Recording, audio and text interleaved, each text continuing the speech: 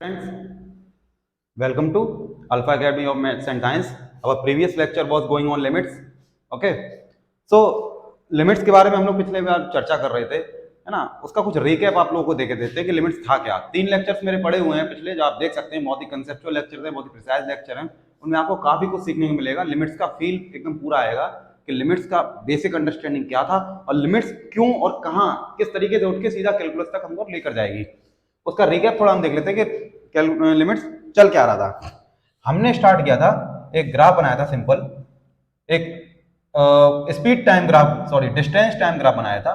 Distance time graph मतलब यहाँ इस वाई एक्सिस पर हम डिस्टेंस ले लेते हैं, जो कि मीटर में ले सकते हैं, और एक्स एक्सिस पर हम टाइम ले सकते हैं, जो कि हम सेकंड पे ले सकते थे। 1 सेकंड, 2 सेकंड, ओके, 3, 4, कुछ इस तरीके से 5, 6, इस तरीके से हम टाइम को एक्स एक्सिस पर ले सकते थे। सपोज ये ग्राफ कुछ इस तरीके से होता, इस तरीके से, और मैं तुमसे पूछ लेता, मैं आप लोगों से ये पूछ लेता कि चलो बताओ कि 1 से लेके, सॉरी 0 से लेके और 6 सेकंड तक कितना डिस्टेंस कवर हुआ। तो आप ग्राफ को रीड करते और देख लेते कि सर ग्राफ को रीड करने पर देखने में आ रहा है कि सर 180 मीटर कवर हो गया। ठीक है, नॉर्मली हम ये चीजें, इतनी ग्राफ की रीडिंग सब जानते हैं जो 11th क्लास में आ चुके हैं। अच्छा, यहाँ पे मैं तुरंत एक सवाल और डालता कि जरा बताओ कि एक 0 से यानी 6 सेकंड में वेलोसिटी इन 6 सेकंड्स कितना होगा। तो आप तुरंत बताते कि एवरेज डिस्टेंस या एवरेज डिस्प्लेसमेंट या average distance, average distance, okay, और टोटल टाइम टेकन। ठीक है ना, average distance upon total time taken. Sorry, एक मिनट रुकिएगा, मैं यहाँ पे सवाल डालता कि 0 से लेके 6 सेकंड तक एवरेज स्पीड बताओ बिटवीन 0 to 6 सेकंड्स, है ना। तो आप एकदम झंडा उठा के एकदम से बोलते कि सर बी एवरेज हो जाएगा हमारा व्हाट 180 माइनस 0 अपॉन 6 माइनस 0, यानी total distance covered upon total time interval. ये आप कर देते और आराम से आंसर बता देंगे सर एवरेज स्पीड हो जाती 30 मीटर पर सेकंड, है ना। लेकिन क्या 30 मीटर पर सेकंड कांस्टेंट है? नहीं है, ग्राफ से भी दिख रहा है कि कांस्टेंट नहीं है। किसी एक पॉइंट पर, पार्टिकुलर पॉइंट पर स्पीड ज्यादा है, यहाँ पर इस पार्टिकुलर पॉइंट पर स्पीड कम है, फिर थोड़ा ज्यादा है, फिर कम है, ऐसा कि हर पार्टिकुलर पॉइंट पर स्पीड कम कम है, डिफरेंट डिफरेंट है। तो अच्छा, मैं तुमसे एक और सवाल डाल दूं यहाँ पर कि जरा बताओ कि एवरेज वेलोसिटी बताओ बिटवीन 3 to 6 सेकंड, है ना। मतलब तीसरे से लेकर 6 सेकंड तक एवरेज वेलोसिटी बतानी थी। तो आप कैसे बताते? एकदम से झंडा उठता और बोलते कि sir distance at 6 second minus distance at 3 second upon time 6 second time 3 second, यानी इतने पोर्शन का टाइम ले लेते जो कि 3 सेकंड आता। यानी आप पोर्शन को छोटा कर देते। क्या कर देते? पोर्शन को आप छोटा कर देते। पहले इतना बड़ा पोर्शन था, ओके, है ना, फिर पोर्शन इतना छोटा हो जाता। लेकिन यहीं पर मैं तीसरा सवाल जैसे डालता हूं, रिकैप चल रहा है ये, तीसरा सवाल जैसे डालता हूं कि स्पीड बताओ आप exactly at 4th second, exactly at 4th second पर स्पीड बताओ, यानी करेक्ट यहां पर स्पीड कितनी होगी। तब क्या करते? 3 to 6 सेकंड करते, 4 to 5 सेकंड करते, 3 to 4 सेकंड करते। नहीं, मतलब कहने का मतलब है कि 3 से 2 4 करते तो ये पोर्शन लेते हैं, नहीं ले सकते थे। 4 to 5 लेते तो ये पोर्शन लेते, नहीं ले सकते थे, क्योंकि तब तो ये वाली स्पीड आती 4 से लेके 5 तक की। 3 to 4 करते तो 3 से लेके 4 तक की स्पीड आती। हमें तो एग्जैक्टली 4 सेकंड पर चाहिए था। तो हम ज्यादा से ज्यादा क्या कर सकते थे? ज्यादा से ज्यादा हम इतना कर सकते थे कि एक तरफ 4 से जस्ट राइट पर जाते और एक छोटा थोड़ा सा बड़ा वैल्यू लेते, जैसे T time at 4.0001 second, minus 4 से जस्ट लेफ्ट पर आते और बोलते टी यानी टाइम एट 3.9999, इतने सेकंड लेते। ऐसे ही उतने की डिस्टेंस आ जाती हमारी, है ना। इतने सेकंड पर डिस्टेंस माइनस इतने ही सेकंड पर डिस्टेंस, है ना। यानी कहने का मतलब क्या था, ये पोर्शन बहुत छोटा हो जाता। और दूसरा स्टूडेंट आया, है ना, उसने पोर्शन को और छोटा कर दिया, वो इस तरीके से कर देता, वो इस टाइम के इंटरवल को और कम कर देता, 4.000001 माइनस टी एट 3.999999, पोर्शन और छोटा हो जाता। यानी जब पोर्शन और छोटा होने लगता तो हम एग्जैक्ट 4 सेकंड पर आकर खड़े हो जाते और इस कंसेप्ट का इस्तेमाल करके हम एग्जैक्टली 4 सेकंड पर स्पीड निकाल सकते थे। तो इस पोर्शन को छोटा करने को या एग्जैक्टली 4 सेकंड पर पहुंचने को ही हम लोग बोलते हैं लिमिट्स। लिमिट्स पर अप्रोच करना, अप्रोचिंग टू एक पार्टिकुलर पॉइंट, किसी एक पार्टिकुलर पॉइंट पर अप्रोच करना, राइट साइड से भी और लेफ्ट साइड से भी, और पोर्शन छोटा होता है, इसी को बोलते हैं लिमिटिंग वैल्यू निकालना है, लिमिट्स निकालना। देख रहे होगे आप ध्यान से कि जब हम पोर्शन छोटा करेंगे तो डिस्टेंस भी छोटी हो जाएगी, डिस्टेंस भी अप्रॉक्स 0 के करीब आ जाएगी, अप्रॉक्स 0 के करीब डिस्टेंस पहुंच जाएगी, और टाइम इंटरवल ही छोटा होगा तो वो भी अप्रॉक्स 0 के करीब पहुंच जाएगा, है ना। क्या हो रहा है यहाँ पर, 0 के कोई दूसरा स्टूडेंट आया वो और छोटा कर देगा, है ना। तो हम यहां पर देख रहे थे कि पोर्शन को हम छोटा करते जाएंगे और लिमिटिंग प्रोसेस अपनाते जाएंगे, इसी को तो बोलते, पोर्शन को छोटा करने को ही तो बोलते हैं लिमिटिंग प्रोसेस। पोर्शन जैसे जैसे छोटा होता जाएगा तो हो क्या रहा होगा, ऊपर जो है 0 के करीब पहुंचती जाएंगी चीजें, नीचे भी 0 के करीब पहुंचती जाएंगी, और एक बढ़िया सी बहुत खूबसूरत बहुत सुंदर सी 0/0 की फॉर्म बनेगी, है ना। इसको बोलते हैं 0/0 फॉर्म। जो लिमिटिंग प्रोसेस अपनाते वक्त, है ना, लिमिट्स को सॉल्व करते वक्त जो 0/0 की फॉर्म बना लेगा वो लिमिट्स को आगे कैलकुलेट करता रहेगा। जो इसके अलावा फॉर्म बना पाया, सपोज किसी ने बना दी 4/0 की फॉर्म या फिर 1/0 की फॉर्म, समझ लो वो लिमिट्स को कभी सॉल्व नहीं कर पाएगा, क्योंकि ऐसा होगा, ऐसा अगर आप करोगे 4/0 या 1/0 तो आप क्या कर रहे होगे, आप एक एक्सिस को तो 0 के करीब कर दे रहे हो, दूसरी एक्सिस उतनी छोटी नहीं हो पा रही होगी। इसमें क्या होगा कि आप उस पोर्शन को छोटा नहीं कर पाओगे, पोर्शन को छोटा नहीं कर पाओगे तो लिमिट्स का कोई मतलब रह नहीं जाता है। इसी को और एलेबोरेट करते हुए हमने 2 एग्जांपल भी लिए थे, वो 2 एग्जांपल कौन कौन से थे वो जरा देख लेते हैं ना। मुझे लगता है कि आपको ये रिकैप समझ में आ गया होगा, और अगर नहीं आया तो आप प्रीवियस वीडियो देख के आराम से इसको कंसेप्चुअली समझ सकते हैं।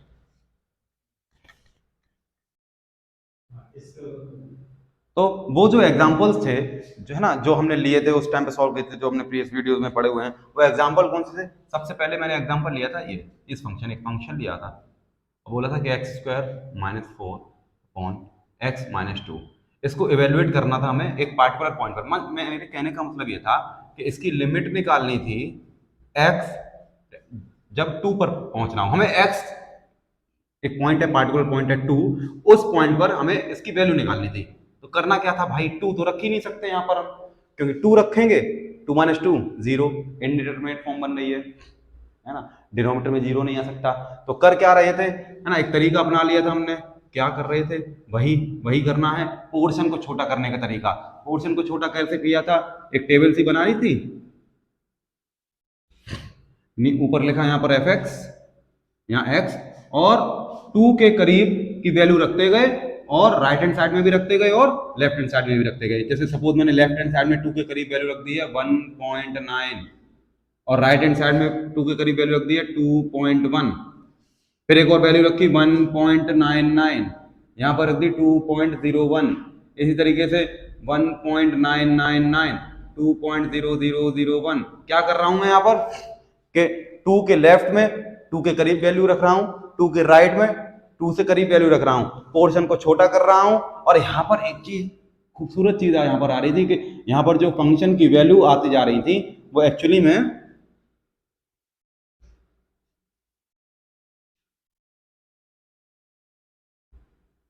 2 के करीब पहुंच रही थी, है ना।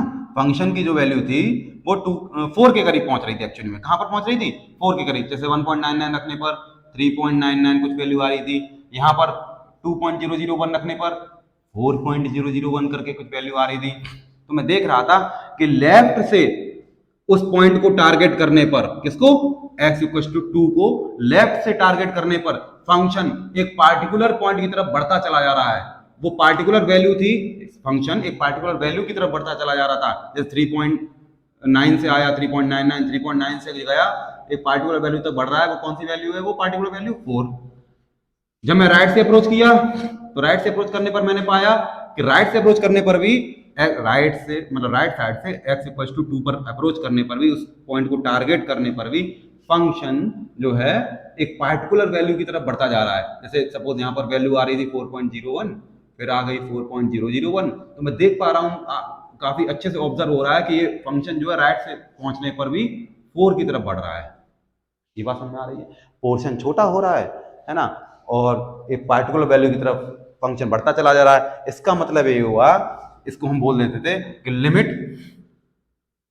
x tends to 2 of function X square minus 4 upon X minus 2 equal to 4। बहुत आसानी से बोल दिया, ठीक है ना। इसको अब प्रोसेस क्या बताया था, ये प्रोसेस भी बताया था कि जब हम लेफ्ट से किसी पॉइंट को टारगेट कर रहे हैं, लेफ्ट साइड से किसी फंक्शन किसी पॉइंट पर हम पहुंच रहे हैं, अप्रोच कर रहे हैं, तो उसको हम लोग बोलते हैं लेफ्ट हैंड लिमिट निकालना। क्या बोलते हैं? लेफ्ट हैंड लिमिट निकालना। फिर से रिपीट करते हैं कि मान लो x इक्वल टू 2 पर हमें लेफ्ट साइड से पहुंचना है। लेफ्ट साइड से पहुंचने का मतलब 1.9 से 1.99 तक जाना है, फिर 1.999 करना है ना। तो यहाँ 1.9 1.99 1.999 करेंगे तो लेफ्ट साइड से फंक्शन एक वैल्यू की तरफ बढ़ेगा। वो जिस वैल्यू की तरफ बढ़ेगा वो वैल्यू हम यहाँ पर लिख लेंगे, ठीक है भाई, है ना। वो वैल्यू क्या थी? 4 की तरफ ही तो बढ़ रहा था लेफ्ट साइड से जाने पर। तो इसको हम कैसे लिखेंगे? इस चीज को कैसे लिखते हैं? लेफ्ट हैंड साइड से पहुंचने पर कैसे लिखते हैं? इस तरीके से, left hand limit x tends to 2, और किधर आ रहे हैं 2 पर? लेफ्ट साइड से आ रहे हैं, यानी 2 से थोड़ा कम, 2 से थोड़ा कम की तरफ कम से चल रहे हैं, तो इसका मतलब लिखेंगे 2 माइनस, है ना, और x square minus 4 upon X minus 2। इसकी वैल्यू कितनी आ गई? 4। ठीक है भाई, इतनी बात समझ में आ गई। पर क्या x इक्वल टू 2 को लेफ्ट हैंड से ही टारगेट किया गया था? राइट साइड से भी तो टारगेट किया गया था। तो उसको बोलते हैं RHL निकालना। क्या बोलते हैं? RHL, यानी राइट हैंड लिमिट निकालना। राइट हैंड लिमिट कैसे? यानी कि जैसे हम बोलेंगे लिमिट x टेंड्स टू 2 या x targeted to 2 from right side. From right side मतलब 2 से थोड़ी बड़ी वैल्यूज, 2.001 2.01 2.1, ये थोड़ी बड़ी वैल्यूज की तरफ से टारगेट कर रहे हैं, तो उसके बोलते हैं x tends to 2 plus. Okay, ये बोलते हैं राइट हैंड लिमिट। तो कितनी आ रही है राइट हैंड लिमिट? तो कैसे देखा, क्या देखा हमने कि राइट हैंड जब हम राइट साइड से टारगेट कर रहे हैं तो भी फंक्शन एक उसी पार्टिकुलर पॉइंट 4 की तरफ भागा जा रहा है ना। तो राइट हैंड लिमिट भी कितनी आ रही है? 4। तो अच्छा कि लेफ्ट हैंड लिमिट निकाल रहे हैं तो भी 4, राइट हैंड लिमिट निकाल रहे हैं तो भी 4, तो बोल देते हैं कि LHL इक्वल टू RHL। और जब ऐसा हो जाए, जब भी ऐसा हो जाए तो इसका सीधा मतलब बोल दिया जाता था कि limit of function at x equal to 2 exist. हम बोल देंगे क्या कि लिमिट इसकी एग्जिस्ट करती है। इसका मतलब ये नहीं है कि फंक्शनल वैल्यू एग्जिस्ट करती है, क्योंकि फंक्शनल वैल्यू आप रखोगे 2 रख दो यहां पर, खत्म खेल, 0/0, है ना, 0/0 की फॉर्म बन जाएगी। फंक्शनल वैल्यू एग्जिस्ट नहीं कर रही है। फंक्शनल वैल्यू इसकी 2 पर नॉट डिफाइंड है, या नॉट डिटरमाइंड है, या इनडिटरमिनेट फॉर्म है। कैसी फॉर्म है? इनडिटरमिनेट फॉर्म, कहीं 0/0 की फॉर्म है ना। लेकिन इसका मतलब ये नहीं है कि आंसर लाया नहीं जा सकता है, आंसर आ रहा है भाई। लिमिटिंग अप्रोच करके आंसर लाया जा रहा है, आंसर आ रहा है 4। लिमिट जब LHL और RHL जब बराबर हो रही है तो हम बोल देंगे क्या कि हाँ लिमिट इसकी एग्जिस्ट करती है। तो सबसे बड़ा सवाल ये क्या है कि अगर LHL और RHL बराबर नहीं हुआ, if LHL and RHL not equal to RHL, अगर ऐसा हो गया तब क्या बोलेंगे? मतलब LHL की यानी लेफ्ट हैंड लिमिट आ रही है पर वो कुछ और आ रही है, सपोज मान लेते हैं 3 आ रही है। राइट हैंड लिमिट भी आ रही है, सपोज कुछ और आ रही है, मान लेते हैं वो 15 आ रही है, और 3 और 15 तो बराबर नहीं है, तो क्या बोलेंगे हम? तो क्या बोलेंगे? इसके लिए हमने एक दूसरा एग्जाम्पल दिया था, और वो दूसरा एग्जाम्पल था सिग्नम फंक्शन का। आइए देखते हैं क्या होता है सिग्नम फंक्शन, है ना। तो अब हम दूसरा एग्जाम्पल लेने वाले हैं सिग्नम फंक्शन का। अब सबसे बड़ा सवाल तो ये आने वाला है बच्चों का, क्योंकि बच्चों को अभी फंक्शन तो पढ़ा नहीं होगा स्कूल में फंक्शन पढ़ा नहीं है, तो यही नहीं पता होगा कि सिग्नम फंक्शन, ये क्या शब्द बोल दिए सर। मतलब सिग्नम फंक्शन एक स्पेशल टाइप का फंक्शन होता है, मैं बता देता हूँ। वो इस तरीके से डिनोट किया जाता है, मॉड x अपॉन x। जरा देखो इसमें क्या होने वाला है सिग्नम फंक्शन में, जरा देखो। अगर यहाँ मैं 3x की जगह 3 रख दूँ और न्यूमरेटर और डिनोमिनेटर दोनों में रख दूँ, वैल्यू कितनी आ जाएगी? 1। x की जगह 5000 रख दूँ, यहाँ रख दूँ, तो वैल्यू कितनी आ जाएगी? 1। x की जगह -5000 रख दूँ, तब यहाँ -5000 रखूंगा तो ये -5000 मॉड लगाए, मॉड लगाने का मतलब वैल्यू को पॉजिटिव कर देना, तो क्या आ जाएगा ऊपर 5000, ओके, और नीचे -5000 है तो नीचे माइनस का ही रहेगा, तो अंत वैल्यू क्या जाएगी -1। देखो एग्जांपल देख लेते हैं, जैसे सपोज मैंने let us put x equal to -16 रखते हैं, तो -16/16 वैल्यू कितनी आ जाएगी 16/-16 यानी वैल्यू आ जाएगी -1।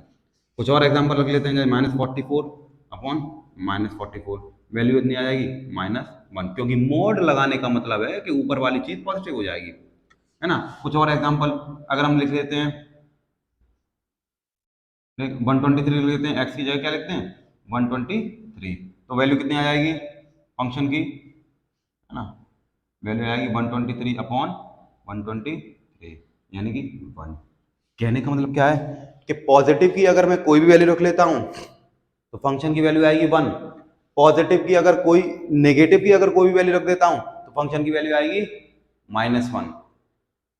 तीसरा सबसे बड़ा सवाल ये कि सर x की जगह 0 रख दें तो x की जगह अगर 0 रख देते हैं तो इसके लिए आपको बस इतना जानना है, इतना एक्सप्लेन किया गया है एनसीईआरटी में, x की जगह जैसे ही आप 0 रखोगे तो सिग्नम फंक्शन इस तरीके से डिफाइंड है कि x की जगह 0 रखने पर वैल्यू इनडिटरमिनेट फॉर्म में नहीं जाएगी, ये इस तरीके से डिफाइंड है, ये स्पेशल केस है, जैसे केमिस्ट्री में होते हैं ना स्पेशल केस, सिग्नम फंक्शन की वैल्यू इनडिटरमिनेट फॉर्म में नहीं जाएगी, 0.0 नहीं बनेगा, फंक्शन जो है x की वैल्यू 0 रखने पर फंक्शन 0 आ जाता है।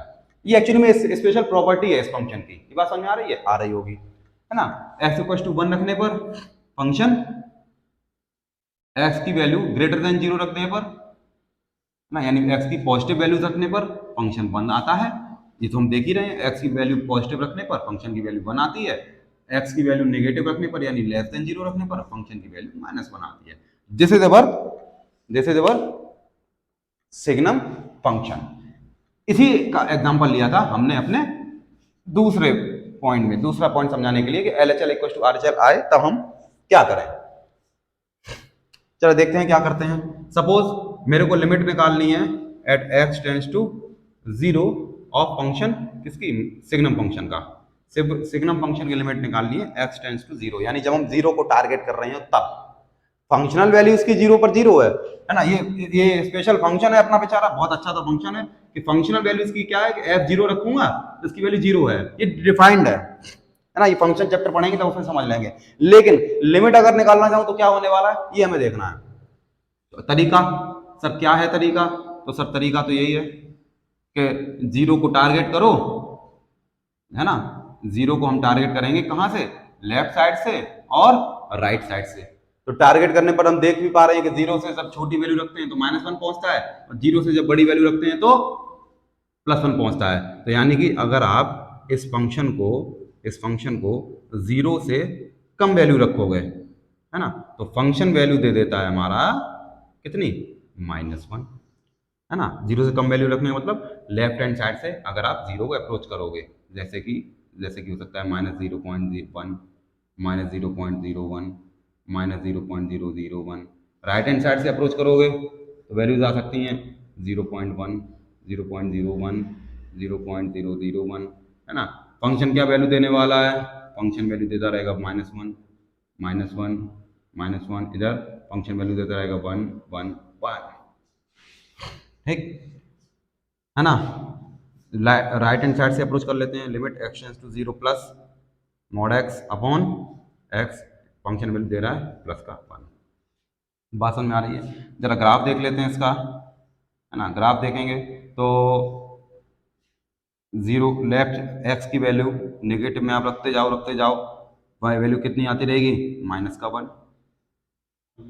x की वैल्यू पॉजिटिव में आप रखते जाओ वैल्यू कितनी आएगी +1, जैसे सिग्नम फंक्शन, और x की वैल्यू अगर आप 0 रख दोगे तो फंक्शन कितना आ जाएगा, 0, ठीक है ना, ये हमारा 0 आ जाएगा, f इक्वल टू 0 रखने पर फंक्शन वैल्यू दे देगा 0। आपको ध्यान से दिख रही होगी एक चीज, जिसे वह सिग्नम फंक्शन क्या आ रही है, एक चीज समझ में आ रही है कि लेफ्ट हैंड लिमिट, ये हमारी लेफ्ट हैंड लिमिट है ना, 0 को लेफ्ट साइड से अप्रोच कर रहे हैं तो ये लेफ्ट हैंड लिमिट है, लेफ्ट हैंड लिमिट की वैल्यू आ रही -1, और right hand limit right hand limit की वैल्यू आ रही है +1। सर LHL भी निकल के आ रहा है, सर RHL भी निकल के आ रहा है, but LHL is not equal to RHL। पर LHL और RHL इक्वल नहीं है, LHL और RHL बिल्कुल भी इक्वल नहीं है। फंक्शनल वैल्यू एट 0 भी निकल के आ रही है, वो प्री डिफाइंड है कि फंक्शन की 0 पर जो वैल्यू है वो 0 ही है, ये भी डिफाइंड है, सारी चीजें डिफाइंड है। LHL भी डिफाइंड है, यानी लेफ्ट हैंड लिमिट भी आएगी, RHL भी है यानी राइट हैंड लिमिट भी आएगी, फंक्शन की वैल्यू भी आएगी 0 पर, बट फिर भी हमें लिखना पड़ेगा, ये मजबूरी में हमें लिखना पड़ रहा है क्या, कि limit at x 0 when x tends to 0 of mod x signum function does not exist। क्या लिखना पड़ रहा है कि लिमिट 0 पर इस फंक्शन की एग्जिस्ट नहीं करती है। क्यों नहीं कर रही है? क्योंकि लेफ्ट हैंड लिमिट और राइट हैंड लिमिट इक्वल ही नहीं है, क्यों नहीं है ना, लेफ्ट हैंड लिमिट और right hand limit are not equal, that's why. इसलिए हमको कहना पड़ रहा है कि लिमिट उस पर्टिकुलर पॉइंट पर एग्जिस्ट ही नहीं करती है। इसका सीधा सा कंक्लूजन क्या निकला है? इसका सीधा सा कंक्लूजन ये निकला है कि किसी भी पार्टिकुलर पॉइंट पर अगर हमें लिमिट निकालनी है या लिमिट अप्रोच करनी है, लिमिटिंग वैल्यू निकालनी है, लिमिट निकालने का मतलब ये होता है लिमिटिंग वैल्यू, तो हमें क्या करना पड़ेगा, लेफ्ट हैंड लिमिट और राइट हैंड लिमिट दोनों निकालनी पड़ेंगी, और left hand limit right hand limit दोनों बराबर आनी चाहिए। अगर बराबर नहीं आ रही, जैसे कि इस केस में है सिग्नम फंक्शन में, तो हम बोलेंगे कि लिमिट डज नॉट एग्जिस्ट। पिछले केस में लेफ्ट हैंड लिमिट और राइट हैंड लिमिट बराबर आ रही थी, तो हम बोल रहे थे कि लिमिट एग्जिस्ट। पिछले केस में फंक्शनल वैल्यू नहीं डिफाइंड थी, 2 पर फंक्शनल वैल्यू आई नहीं थी, यहां पर 0 पर फंक्शनल वैल्यू डिफाइंड है, 0 पर फंक्शनल वैल्यू आ रही है 0, फिर भी लिमिट डिफाइंड नहीं है इसकी 0 पर। तो दिस इज अवर अप्रोच, इस तरीके से हम लिमिट से आगे बढ़ते रहेंगे। ओके।